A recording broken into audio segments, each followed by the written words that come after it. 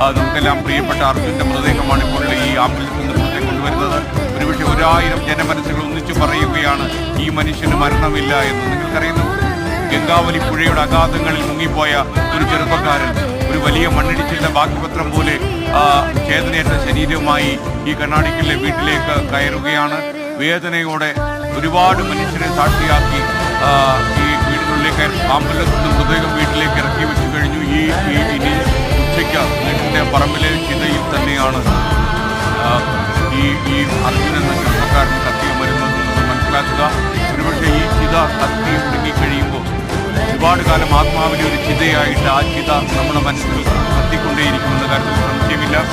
ഒരുപക്ഷെ ഈ ദുരന്ത മണ്ണിൽ, ഈ കർണാടകയിലെ ഈ ദുരന്ത ഭൂമിയിൽ നമ്മൾ നിൽക്കുമ്പോൾ ഒരുപക്ഷെ നമുക്ക് വിവരിക്കാൻ കഴിയാത്ത ജീവിത ചിത്രങ്ങളായിരിക്കും ഈ വീട്ടിലുള്ളിലുള്ള അന്തേവാസികളുടെ മനസ്സിലുണ്ടാവുക.